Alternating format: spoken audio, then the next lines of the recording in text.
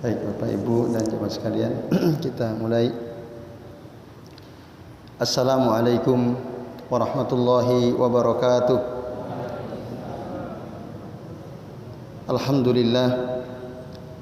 Alhamdulillahilladzi hadana li hadza wa ma kunna linahtadiya laula an hadanallah. Asyhadu an la ilaha illallah wahdahu la syarikalah wa asyhadu anna Muhammadan abduhu wa rasuluh. Allahumma salli wa sallim wa barik ala Muhammad wa ala ali Muhammad kama sallaita wa barakta ala Ibrahim wa ala ali Ibrahim innaka Hamidum Majid. Amma ba'du. Bapak-bapak dan ibu-ibu serta jamaah sekalian, rahimani wa rahimakumullah. Alhamdulillah, pada kesempatan kali ini kita masih bisa melanjutkan ngaji kitab Riyadhus Shalihin karya Al-Imam An-Nawawi rahimahullah. Tema yang akan kita bahas pada kesempatan malam ini melanjutkan tema sebelumnya, yaitu tentang salamnya seorang laki-laki kepada perempuan yang bukan mahramnya, ajnabiyah.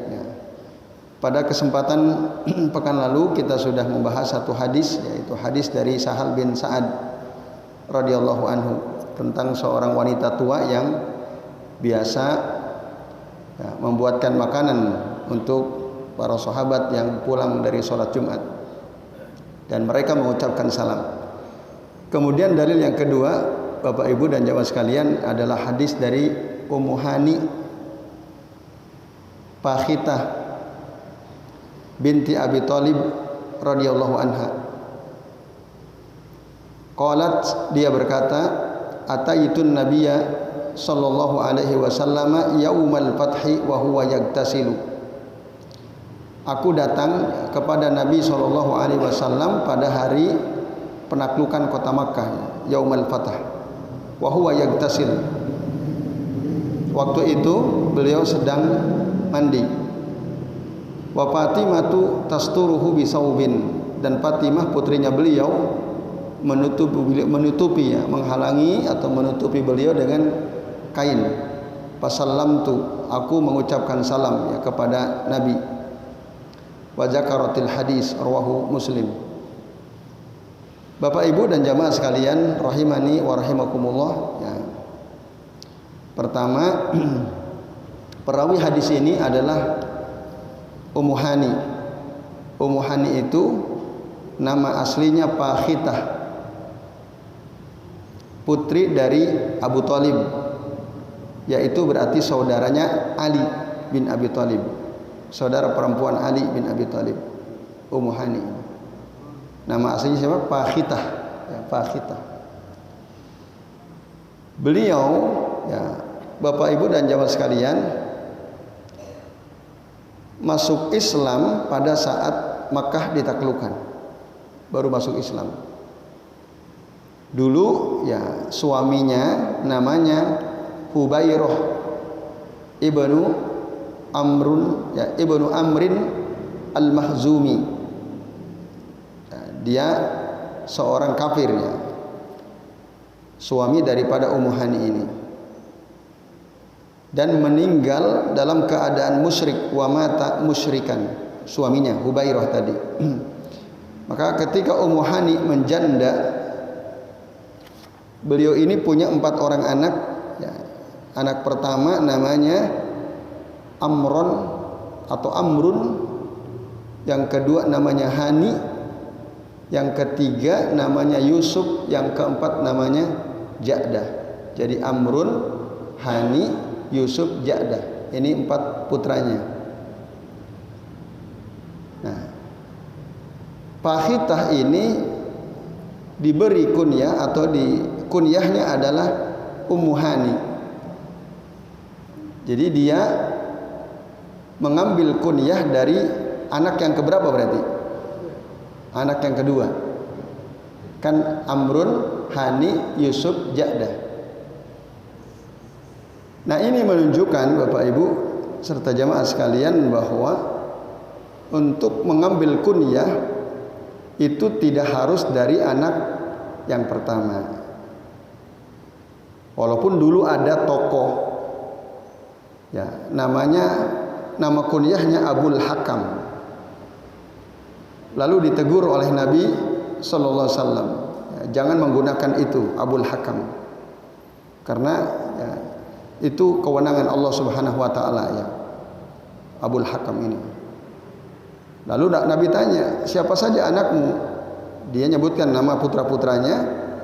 Lalu kata Nabi, siapa anakmu yang paling tua di antara mereka itu? Syuraih. Oh, kalau begitu berarti kunyahmu Abu Syuraih. Abu Syuraih. Nabi mengambil dari anak yang pertama. Nah, ini menunjukkan Bapak Ibu dan jamaah sekalian, mengambil kunyah itu boleh dari anak nomor berapa saja. Tidak harus dari anak yang pertama.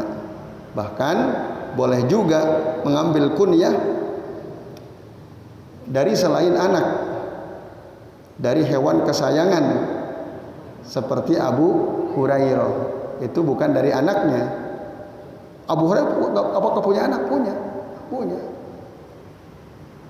Istri dari Sa'id bin Al-Musayyab atau bin Al-Musayyib, istrinya itu adalah putri dari Abu Hurairah. Sa'id bin Al-Musayyib itu seorang ulama tabi'in, generasi tabi'in, orang yang wara' zuhud. Nah, istrinya Abu Hurairah. Ya, istrinya putri dari Abu Hurairah. Tapi Abu Hurairah kunyahnya tidak ke anaknya, tapi ke hewan kesayangannya Abu Hurairah. Dan kunyah itu kalau laki-laki pakai Abu, perempuan pakai ummu. Itu kunyah. Dan ini merupakan kemuliaan. Jadi bangsa Arab itu mereka senang. Ini min babi asyaraf wa takrim, ya. Kunyah itu untuk memuliakan, suatu kemuliaan orang punya kunyah itu.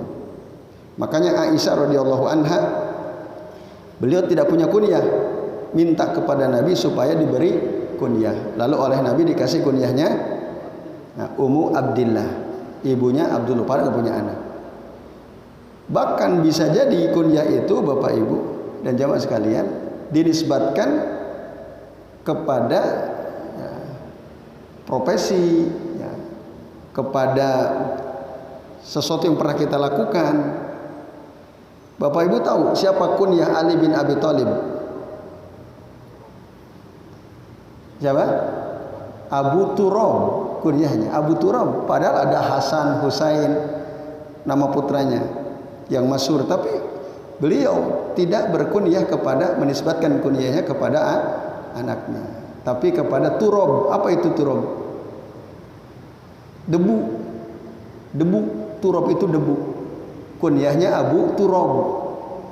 Gimana sejarahnya kok bisa dikunyahi Abu Turab? Nah, karena suatu ketika, ya, terjadilah keributan antara Ali dengan Fatimah isinya.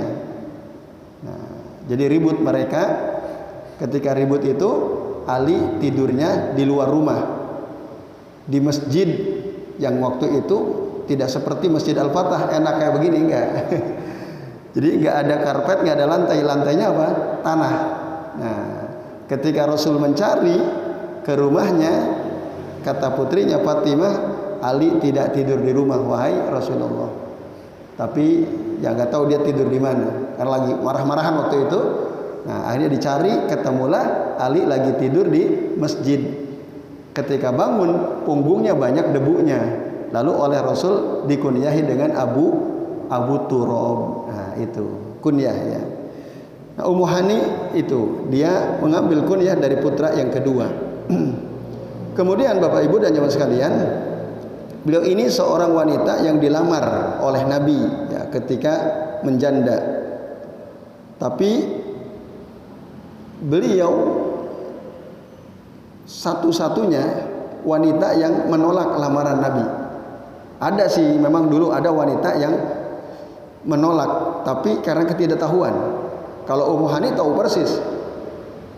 Nah, dulu pernah ada seorang wanita ketika dilamar oleh Nabi SAW, diterima oleh orang tuanya, tapi waktu itu Aisyah radhiyallahu anha sama Hafsah radhiyallahu anha menyampaikan kepada si perempuan yang baru dinikahi Nabi itu, nanti kalau kamu ketemu, ya, suamimu nanti, ucapkanlah a'udzubillahi minka, aku berlindung kepada Allah dari engkau, aku berlindung kepada dari dirimu.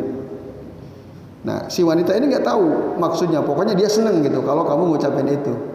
Akhirnya ketika Nabi masuk Lailatul Zafaf, ya malam pertama, si perempuan tadi mengucapkan a'udzubillahi minka, aku berlindung kepada Allah dari dirimu. Akhirnya orang Rasul langsung diceraikan, ya. Bukan dia karena tidak mau kan, karena dia nggak tahu, dikiranya emang itu betul-betul ucapan yang disukai oleh Nabi, padahal itu dia minta perlindungan kepada Allah dari Nabi. Nah, itu kasusnya bukan karena dia nggak mau. Kalau Ummu Hani emang nggak mau. Kenapa? Padahal Ummu Hani tahu persis Nabi SAW. Bahkan Ummu Hani itu sepupu Nabi, sepupu kan, bapaknya Abu Thalib. Abu Thalib itu pamannya Nabi.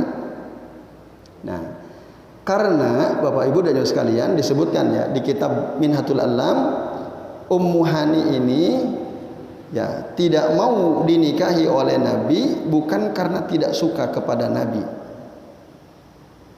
Karena apa? Nah, i'tazarat ilaihi bi annaha imra'atun zatu atfalin sigorin wa aitam. Karena waktu itu Ummu Hani ya beliau merasa seorang perempuan yang punya anak kecil-kecil, anak yatim. 4 tadi anaknya, Amru, Hani, Yusuf sama Ja'dah. Itu sebabnya, alasannya. Beliau khawatir putra-putranya yang masih kecil-kecil ini mengganggu Nabi. Itu sebabnya. Akhirnya beliau beruzur kepada Nabi, tidak mau menerima khitbah dari Nabi SAW. Nah, beliau katakan, inni akrahu ayyuzuka. Nah, aku ya tidak suka nanti mereka anak-anakku ini mengganggu engkau, merepotkan engkau ya Rasulullah SAW. Nah, ini cerita tentang perawi hadis ini. Tapi beliau ketemu, datang kepada Nabi, bahkan tadi dalam hadis ini mengucapkan salam. Padahal Ummu Hani dan Nabi itu bukan mahram. Artinya apa? Mereka boleh menikah gitu. Nah, beliau mengucapkan salam kepada Rasulullah SAW. Nah, ini menunjukkan bahwa jawaju salamin nisa'i ala rijali hina ta'manu al fitnah. Boleh wanita mengucapkan salam kepada kaum laki-laki jika aman dari fitnah. Jadi ibu-ibu ketemu laki-laki yang bukan mahramnya, selama merasa aman dari fitnah maka tidak ada masalah ucapkan assalamualaikum. Jadi ini Bapak Ibu dan Saudara sekalian ya, dalil-dalil yang menunjukkan kebolehan mengucapkan salam kepada wanita yang bukan mahram atau kepada laki-laki yang bukan mahram selama aman dari fitnah. Kemudian hadis yang ketiga yang disebutkan di dalam kitab ini ya, adalah hadis dari Asma binti Yazid radhiyallahu anha. Ya, Asma binti Yazid radhiyallahu anha wa radhiyallahu anhu. Yazid juga bapaknya seorang sahabat ya. Qalat, dia berkata, marra alaina an-nabiy sallallahu alaihi wasallam fi niswatin fa sallama alaina. Nabi pernah berjalan melewati kami ya. Waktu itu banyak wanita ya, dilewati oleh Nabi SAW. Pasallama alaina, dan beliau mengucapkan salam kepada kami. Nah, ini menguatkan hadis sebelumnya ya, di hadis nomor 855, ini 865 ya.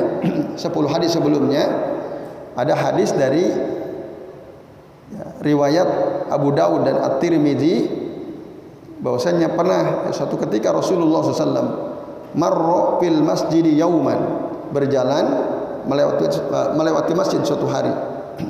Wa usbatun minan nisa'i qu'udun, ada sekelompok wanita sedang duduk-duduk di masjid. Fa'alwa biyadihi bitaslim, lalu Rasul waktu itu ya menggerakkan tangannya seraya mengucapkan salam kepada sekelompok wanita tersebut. Nah, ini Bapak Ibu dan jamaah sekalian, hadis ini sudah kita lewati ya pada bab sebelumnya, tepatnya di hadis nomor 855. Nah, ini menguatkan bahwa mengucapkan salam kepada wanita yang bukan mahram, baik sendirian atau banyak orang, maka itu hukumnya boleh. Syaratnya tadi yang penting aman dari fitnah. Ya, ini Bapak Ibu dan jamaah sekalian ya beberapa dalil yang menunjukkan kebolehan mengucapkan salam kepada lawan jenis yang bukan mahram atau minal ajnabiyat ya, dari ajnabi, kelompok ajnabi. Nah, sekarang Bapak Ibu dan jamaah sekalian kita memasuki bab baru, yaitu bab ke-138 ya, tentang haramnya mengucapkan salam kepada orang kafir dan bagaimana cara membalas salam mereka gitu.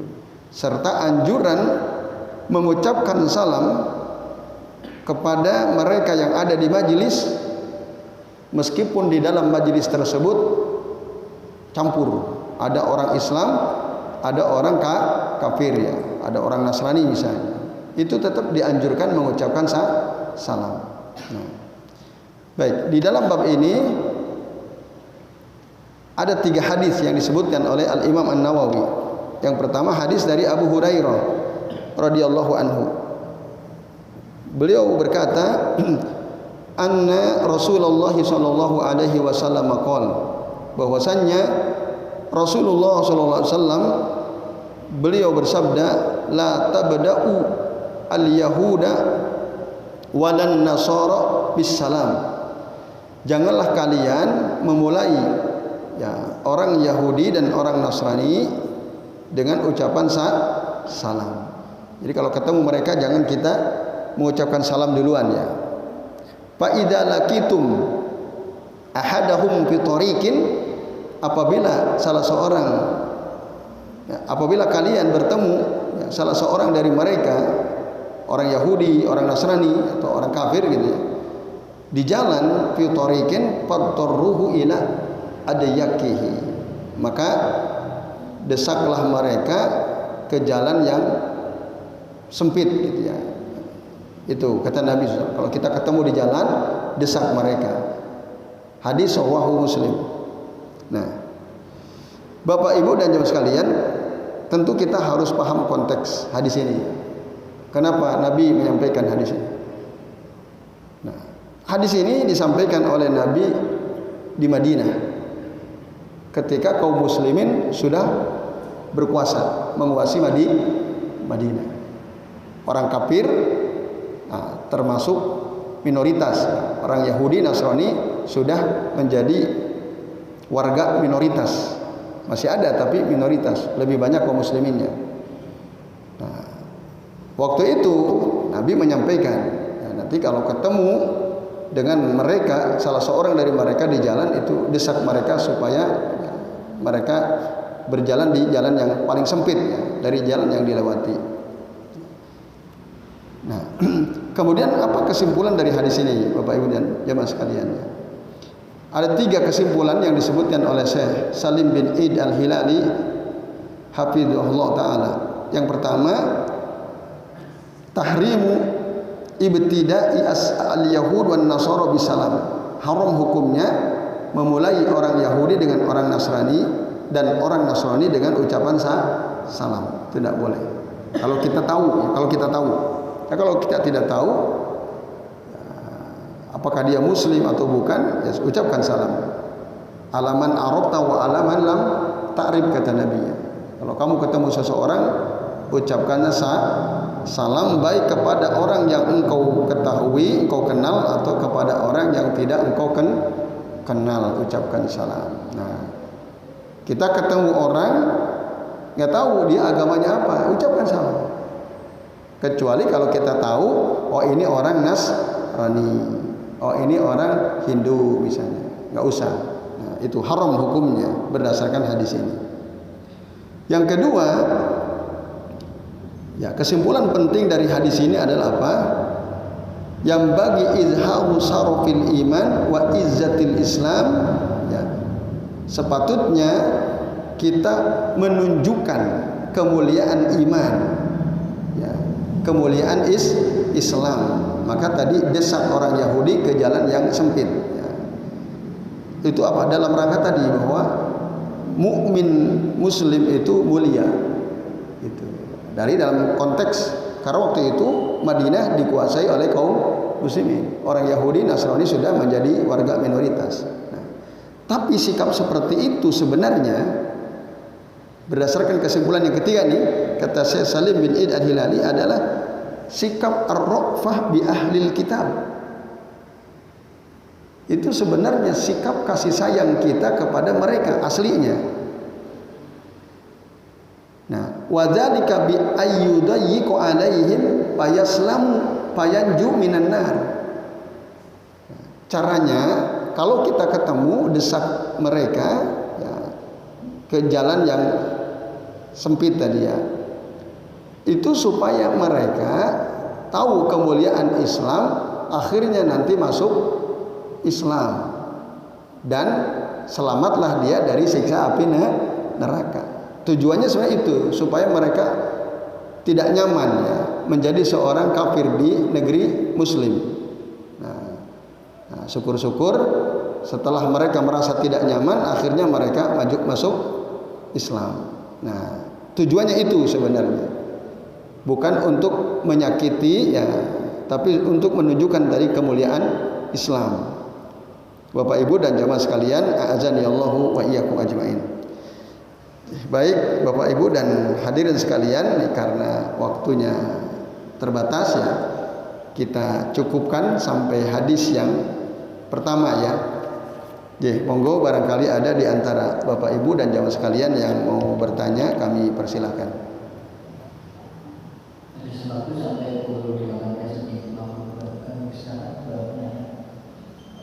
Pak Antun, silakan. Pak, ada dua lagi. Waalaikumsalam warahmatullahi wabarakatuh.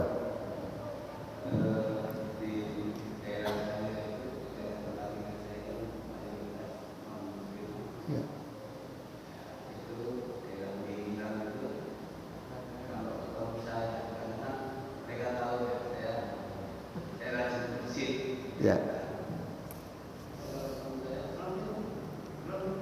Ya. Ya.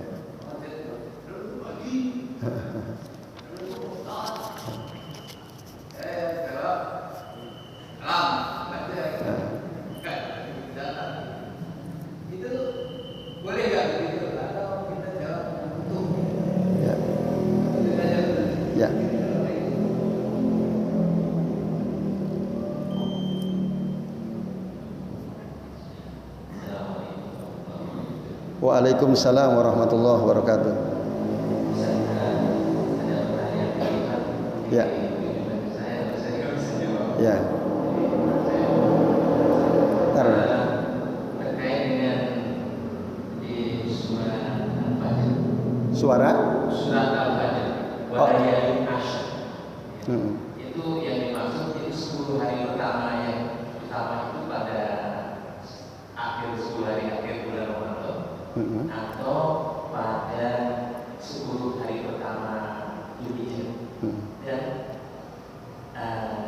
kalau 10 hari pertama bulan Dzulhijjah itu utama, kenapa tidak semasyhur 10 hari terakhir? Ya, 10 hari terakhir bulan Ramadan. Apakah itu karena tidak ada contoh dari para salaf yang tidak bersemangat? Padahal kalau melihat hadisnya kan lebih afdal daripada jihad.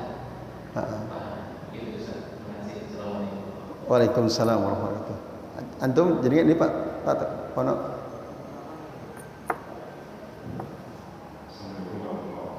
Waalaikumsalam warahmatullahi wabarakatuh. Ya. Terus kalau umroh dengan apa sudah wajib kalau kita mau umroh. Terus kemudian ada kasus suami istri sama-sama kerja. Si suami kasih nafkah ke istri. Tapi gaji suami itu jelas. Sementara si istri gajinya kerja itu tabung. Ketika umroh, si istri itu pengennya yang umroh karena dia yang tabung. Itu gimana? Apakah boleh begitu atau harus? Suaminya ngizinin nggak dia umroh? Ya, terpaksa izin. Oh, terpaksa. Kenapa terpaksa? Karena sebetulnya kan suaminya sudah ingin. Tapi? Nggak punya duit. Iya. Gajinya jadi sampai Ke istrinya. Waalaikumsalam warahmatullahi wabarakatuh. Jadi terima kasih Pak. Baik, yang pertama Pak Antun ya. Jadi kalau ada orang kafir, orang non muslim mengucapkan salam ke kita seperti yang tadi Pak Antun ceritakan, apakah kita jawab mereka? Iya, jawab. Nah, maka di hadis yang kedua dari Anas bin Malik radhiyallahu anhu, dia mengatakan qala Rasulullah SAW, idza sallama alaikum ahlul kitabi faqulu wa alaikum. Apabila ya, ahlul kitab, orang Yahudi dan Nasrani mengucapkan salam kepada kalian, maka ucapkanlah jawabnya wa alaikum, wa alaikum. Hadis akhrajahu Al-Bukhari wa Muslim muttafaqun alaih. Itu Pak Antun.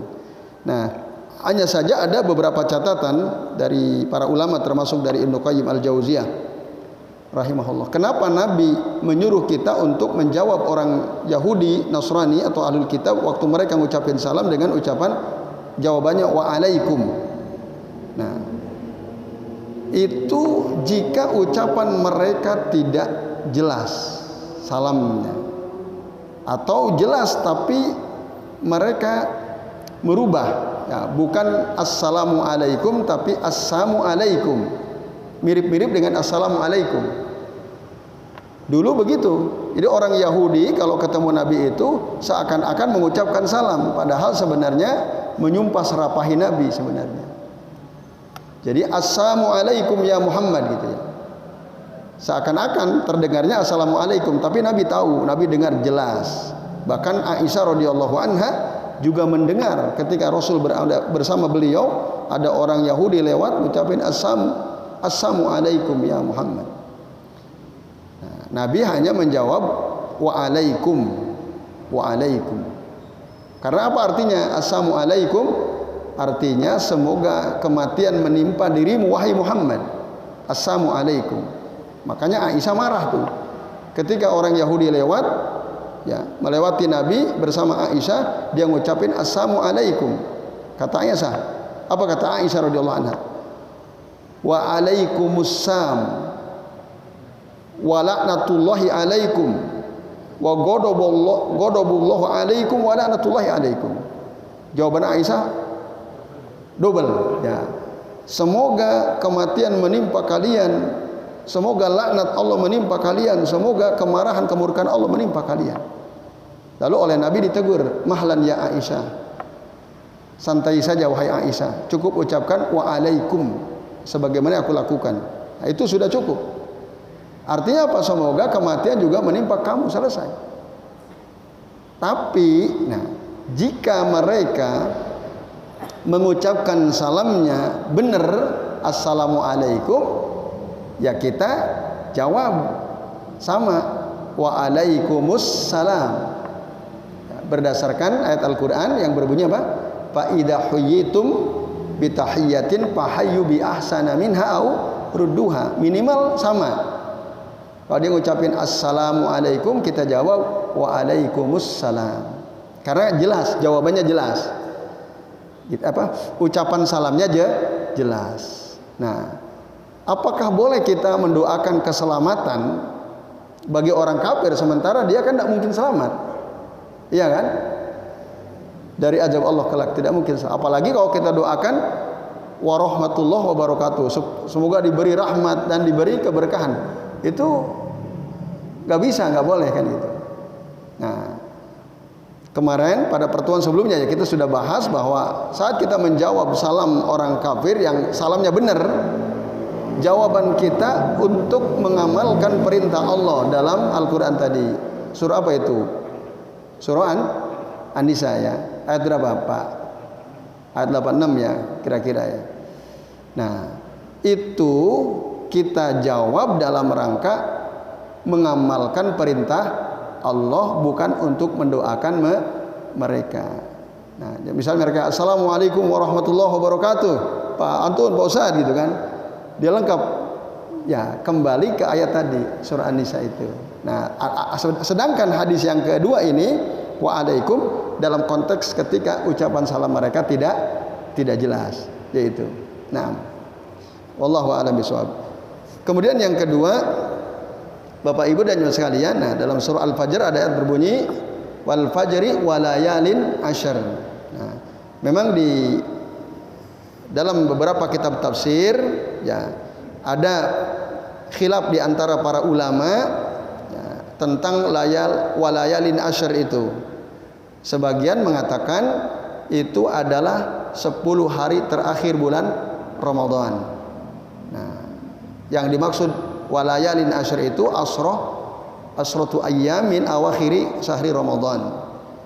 Tapi ada juga yang menafsirkan bahwa itu adalah 10 hari pertama bulan Dzulhijjah.